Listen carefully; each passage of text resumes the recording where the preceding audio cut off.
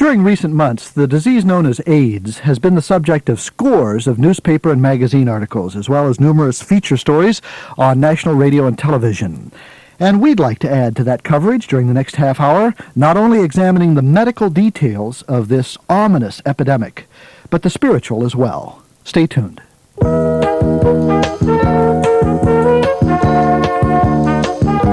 This is Focus on the Family, featuring psychologist Dr. James Dobson, author of such best-selling books on the family as Dare to Discipline. Dr. Dobson answers your questions, and his newest release, Love Must Be Tough.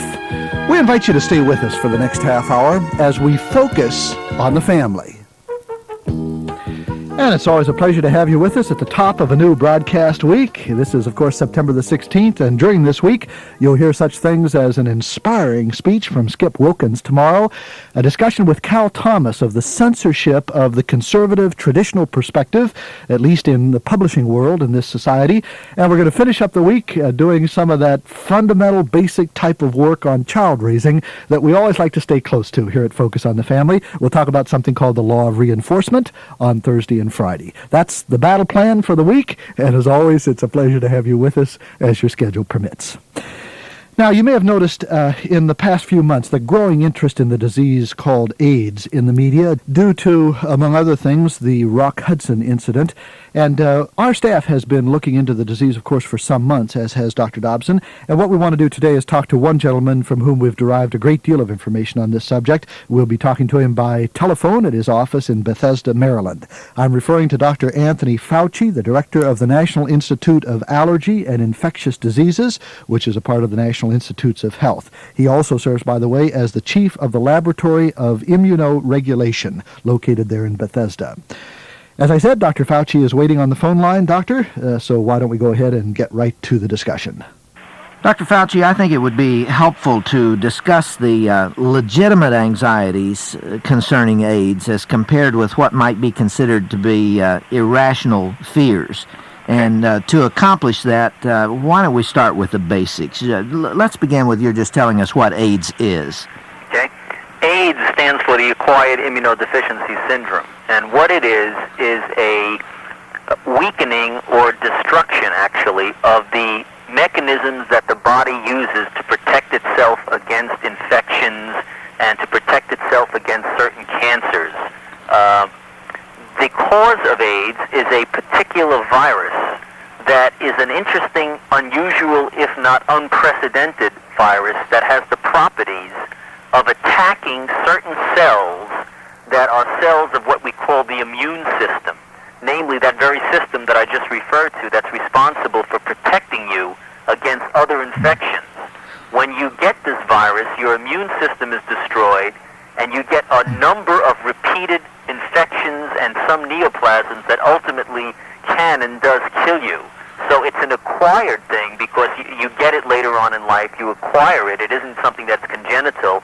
It's caused by a virus, and it's an immunodeficiency syndrome because it destroys or suppresses the immune response. What are the symptoms of the disorder? That's a very difficult question to answer concisely because there are so many facets of AIDS. For example, there are multiple different infections that an individual could conceivably get if the person has AIDS, and the symptoms would reflect the particular type of infection. A typical example would be one of the very common infections of AIDS is a very unusual pneumonia, unusual in the general population, but very common in AIDS patients, called pneumocystis carinii pneumonia. And what it is, it's just a typical pneumonia, but it's a very fulminant pneumonia, and if people present with that complication, they'll have shortness of breath, difficulty breathing, cough, or fever. If they have another type of infection, they might have wasting, poor appetite, fever, lymph node enlargement, or what have you. So it really is a broad spectrum of signs and symptoms that generally reflect just what particular specific complication they have. Yeah. I called the Center for Disease Control in Atlanta a few years ago, and at that time I spoke to a physician who was working with this disorder, and I asked him the question, for patients who are absolutely identified to have the classical symptoms of AIDS, is the disease invariably fatal in time? Right. And he said, yes, it is. Right. Would you agree with that now? Has it changed? No, that has not changed. There are no documented cases of individuals who have the full-blown syndrome that you've just described, who have spontaneously or with treatment recovered. Now, they might recover from one infection only to get another one a few weeks or a few months later. Yes. Ultimately, over a period of a few years, it appears to be 100% fatal if you have the full-blown disease. So we're really no more successful in treating it now than we were 3 or 4 years ago. Well, in essence, that's true in a sense, but also untrue, because where we are now is that we've identified a couple of agents, antiviral agents, that have the capability of suppressing the AIDS virus. We're in the early phases of testing that in individuals, and there seems to be some early encouraging results, but we don't want to say that we have a cure because we don't. Yeah. We're trying to test agents that look promising. I have a Newsweek magazine article in front of me from April of this year. You've probably seen that article and had people ask you about it since then, but let me read you a quote from it. Sure. It says, "The most sinister infectious disease of this or any other century, threatening the world's general population and assuming the proportions of what epidemiologists call an epidemic." Right. Would you agree with that statement? Is that an overstatement? Well, in some respects it's an overstatement, but in other respects it's true. I think it already is an epidemic among the risk groups, and I think it's important in order to understand the scope of AIDS, to understand that within certain risk categories, such as male homosexuals or bisexuals, IV drug abusers, and others, it has already reached epidemic proportions. The question that article was referring to is to whether or not it will spill over into the non-risk groups, such as the general heterosexual non-IV drug user population. Isn't that occurring now? That is occurring, but it isn't occurring to any greater extent now than it was a year or two ago. Approximately 1% of the cases of AIDS are among heterosexuals and spread through heterosexual contact. That number is going up, but not the relative percentage. The total number of AIDS cases are increasing rapidly in this country, so the total number of all the subcategories. But the relative percentage of individuals who are getting it through heterosexual contact is still very small, 1%. That's not to mean that there is not a risk for that increasing in the future, but at the present time, we're not seeing a major spillover into the heterosexual population. Well, to put it in practical terms, to a heterosexual man or woman, a husband or wife, what's the threat of the disease to them if they're not in those risk groups? They do not have extramarital activity, they are not homosexual, they're not hemophiliacs, they're not drug abusers.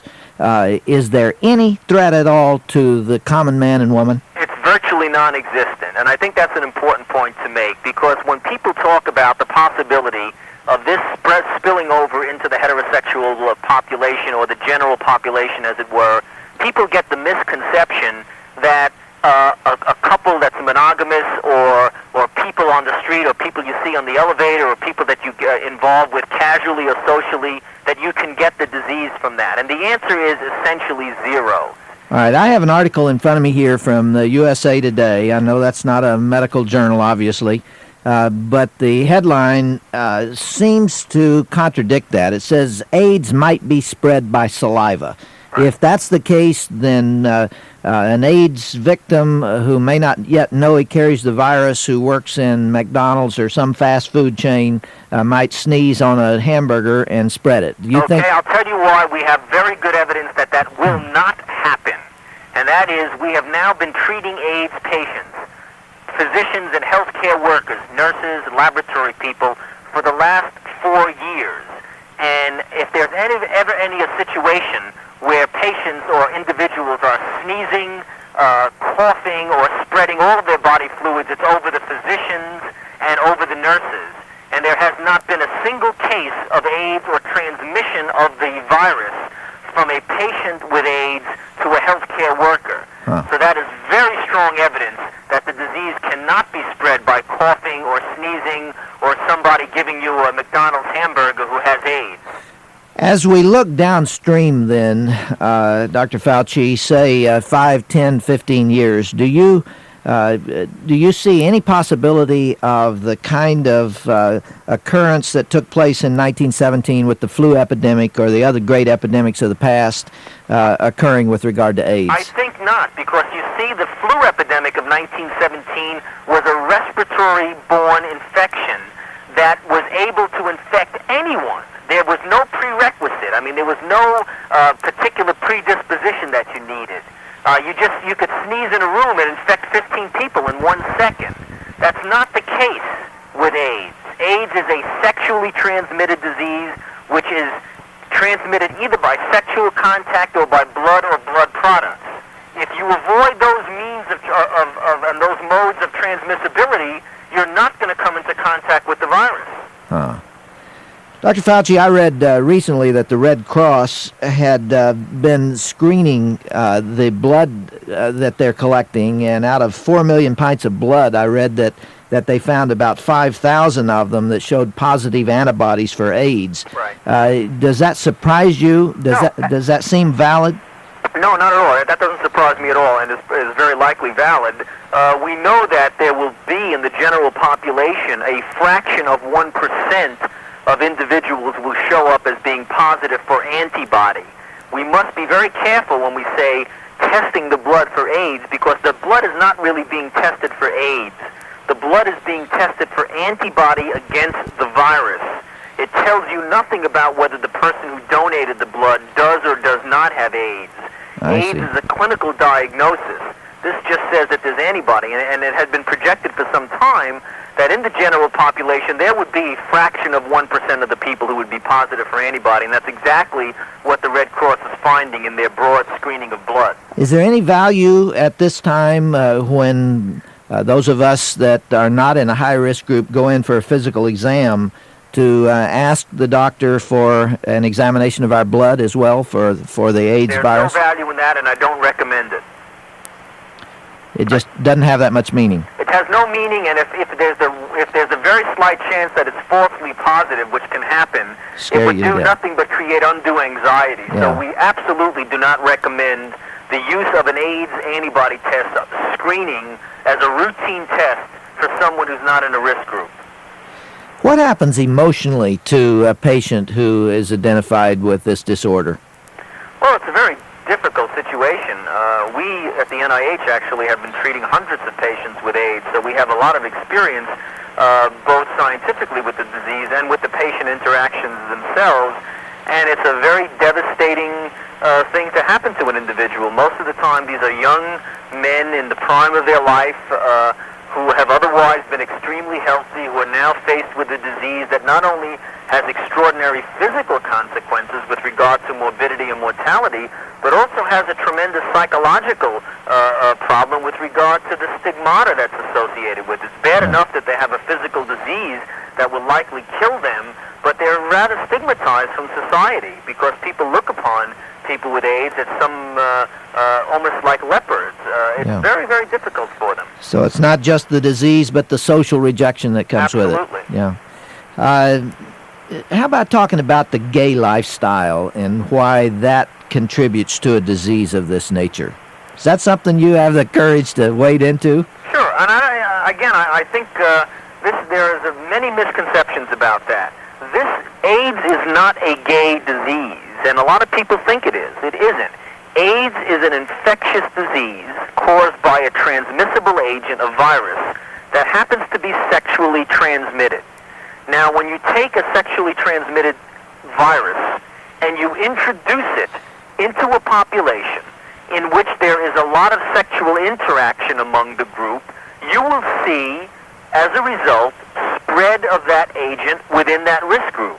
And unfortunately, that's exactly what happened with the male homosexual population. Somehow, the virus got introduced into that population, and that virus happens to be a sexually transmitted virus. And that's unfortunate. It has nothing to do with any moral judgments on homosexuality. It has nothing to do with homosexuality per se. Nothing at all. It's just a disease that's spreading among a community that has a lot of sexual interactions among themselves. I don't know if I understand the distinction between those two. It's when you say that's not a disease of homosexuality, No. I didn't quite follow you there. Well, it isn't, because that's a distinction that I really would like to make sure gets understood. People think it's a gay disease. It's a disease of gays. It can be a disease of anyone. It is spreading rapidly among the gays because of the fact that they have an intensity of sexual interaction among themselves that is fertile ground for a disease like this to spread.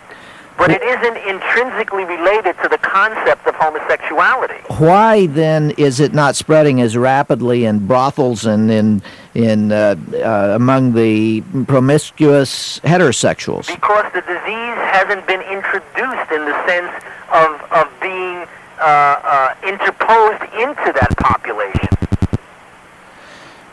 How can it not be introduced there when you consider the number of bisexuals? Sure. Well, that's another point, and that's the reason why there is some heterosexual spread, because there are individuals, like, for example, IV drug users who get AIDS, who give it to their apparently monogamous heterosexual partners. That's one reason, is that the crossover and interaction of the risk groups with the non-risk groups is not very intensive or extensive. There are other possibilities. There may be other cofactors that are involved in getting the disease. Let me give you an example. It may be that there are certain infections that male homosexuals and IV drug users have, which aren't the AIDS infection, but that are infections that just seem to be present in a greater incidence in this population. Those individuals would then be in a state whereby if they get exposed to the virus, they would be more readily infected with it. For example, there are certain infections such as cytomegalovirus or Epstein-Barr virus, these strange names that most of the lay population has not heard of, which is a very high prevalence in the gay population. It may be that the prevalence of that infection would give a greater tendency for when you get exposed to the virus to be infected with it. Whereas you don't see those infections very much in the general heterosexual population, so if they get exposed to the AIDS virus, they won't get the disease. Do you understand? Sort of like something that you need to predispose you to getting it. Mm-hmm. Dr. Fauci, this is Gil Meggerly, Dr. Dobson's co-host. What is the history of AIDS from a medical perspective? Did this syndrome suddenly appear on the horizon of recorded illnesses several years ago with no precedence whatsoever? Right. The disease may have been existent in somewhere, clearly not in the United States, in such very small numbers that it was not recognized, but clearly the disease is a new disease. The first cases in the United States appeared around 1979 and were really fully recognized as being something new, and in the summer of 1981. So this is a new disease. It's very likely that what happened is that this virus which causes the disease was not present, or was present in a form in which it wasn't very infective, and then because of some genetic mutation in the virus, it then subsequently became able to infect humans. Well, as we bring this into a landing, how do we curb it? Let me read an article, or at least a quote from USA Today again, but they're quoting the Journal of the American Medical Association, and this is kind of a surprising statement to me coming from that journal. It says people should stick with one sex partner to cut their chances of getting AIDS, and then it goes on to talk about monogamy as the key in the fight against AIDS. You want to comment on that? Well, I don't know if one should go so far as to say that monogamy is necessary. I think clearly sexual discretion is necessary, because the disease can be curtailed by a number of mechanisms. One is a public health measure in which you do not expose yourself unnecessarily to such, for example, to sexual partners that you have no idea what their previous sexual history is, and they might, in that regard, spread the disease to you. I wouldn't go so far as to say that one must stick to one sexual partner. That's more of a personal, sociological, moral, ethical, or what have you issue, as opposed to a scientific issue. But scientifically, I think from a public health standpoint, it makes good sense to not be indiscriminate indiscriminate in your sexual contacts, because if a disease is sexually transmitted and you're indiscriminate in your sexual contacts, the chances are that you can get infected with that virus if in fact it's sexually transmitted. So I would only go that far in that public health measures are an important way of avoiding the virus. Do you think AIDS is going to change America's way of experimenting with sex? I know that it definitely has an influence on the sexual practices of the risk groups now. They're being much more careful in their sexual interactions than they were before AIDS. Whether or not the general heterosexual population will change their approach towards sexuality is uncertain at this time, and I think that would reflect whether or not the disease is seen more in the heterosexual population. Well, Dr. Fauci, we sure appreciate your giving us this time out of a busy day, and it's been very enlightening. And with your permission, maybe we'll call back in 6 months or a year and see how you're doing on that vaccine and the other work that you're doing. Okay, be happy to. Have a good day. Thank you. Well, if you missed the introduction of our guest on the other end of the phone line today, we've been talking with Dr. Anthony Fauci. He is the director of the National Institute of Allergy and Infectious Diseases. That's an arm of the National Institutes of Health. And a final credit, he is also the chief of the Laboratory of Immunoregulation. And all of that, I guess, Doctor says that he speaks with some authority to the topic of the day. It's obvious that he knows what he's talking about, Gil. That's for sure. Doctor, this is just a little off the subject maybe, but I always feel a certain frustration when we place a call like that. I have every appreciation in the world for the information that he just shared with us. But certain professionals, when you take them right up to the edge of making a judgment about the possible moral or spiritual implications of something we're talking about, seem to show such a resistance to go down that path. It is almost as though they're willing to trace an illness or a problem down the path of a virus. Oh, that's certainly appropriate. Let's look into that. Or down the path of bacteria. Let's look into that.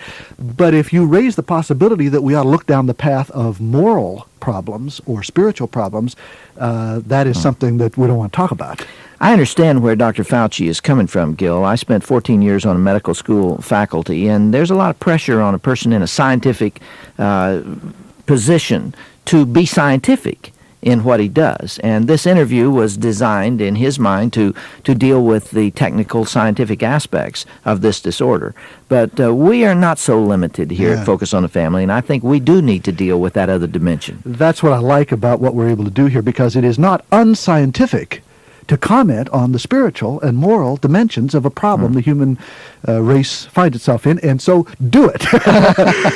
Do you think that it's possible that AIDS is a judgment from the hand of God in terms of homosexual behavior? Well, I don't think so, but let me explain very carefully, because I could be easily misunderstood. If AIDS was a specific judgment of God against a specific act of man, i.e. homosexuality, then why are the victims not specific to that situation? Why do children sometimes get it? Why do hemophiliacs get it, who are not guilty of any form of immorality? They get it because of blood transfusions. So I don't see God saying, I will think up a disease that will afflict these people that are doing this evil thing. Rather, I tend to see all of God's moral laws and prohibitions as being designed to protect us from sin, from the ravages of sin. All sin has consequences. We've identified one here that we've associated with homosexuality, but other sin has other consequences. And God is saying, don't do this. This will hurt you. This will hurt the human family. And in some cases, the innocent get caught up in that as well. You see, AIDS is not an isolated situation. That relates to homosexual activity. But we also have herpes in the heterosexual community. In fact, I have a quote here from Dr. Mary Gwinnen from the U.S. Center for Disease Control in Atlanta, who said, "We're in the midst of unprecedented sexually transmitted diseases. There are at least 23 different infections that you can get from promiscuous sex." So you see, there are a lot of consequences of sin, and I don't see God just thinking these up in order to hurt us or to hurt those that defy His laws. I see the laws being designed to protect us from what's been there all along. Let me just leave our friends today with this scripture from Isaiah, where he said, "Woe unto them that call evil good and good evil, that put darkness for light and light for darkness, that put bitter for sweet and sweet for bitter. Therefore, as the fire devoureth the stubble, and as the flame consumeth the chaff, so their root shall be as rottenness, and their blossom shall go up as dust, because they have cast away the law of the Lord of hosts, and despised the word of the Holy One of Israel." Gil, that warning, that admonition is still relevant in our world today. It certainly is, and it's appropriate to end this discussion of the serious situation surrounding AIDS on that type of note. Well, friends, I wanted to call to your attention before we completely run out of time during today's discussion that our publication staff has done an outstanding review, not just of AIDS, but of this broad array of diseases and illnesses that are related to the sexual revolution. And that work is published in the September issue of our Focus on the Family magazine. Now, of course, this being September the 16th, many of you already have it, but I'm conscious of the fact that there are many new listeners that didn't know we published a magazine, and others that have just simply never written and ask for us to send them a free subscription. We would be pleased to do that, obviously. There is no charge for a 12-month subscription. Just ask for it as a listener to this broadcast. And specifically, you're asking that we make certain you get a copy of the September issue with an extensive study on sexually transmitted diseases. That's the lead story. I'll have our address where you can write for that subscription after I also offer you a complimentary copy of our September booklet of the month. If you're a new listener, each month we tackle some aspect of family life in booklet, pamphlet format, so that you'll have something to carry with you each month to address some important issue. This month, the subject is resolving conflicts in the home, and we've excerpted some of the writing ministry of Josh McDowell on the subject. He has addressed, for example, what he considers to be three very powerful principles that you can apply toward dissolving conflicts in your relationships within the home. Now, this booklet title is Resolving Conflict. That's all you have to ask for, and we'd be pleased to send you that as well. Well, let's move along and give you our address. It's Focus on the Family, Box 500, Arcadia, California, 91006. Once again, that box number is 500, and the city, Arcadia, California, 91006. Tomorrow, an inspiring address you'll want to be sure to hear. And this has been Focus on the Family with your host, psychologist and author, Dr. James Dobson. I'm Gil Meggerly, inviting you to join us each weekday at this same time as we turn our hearts toward home.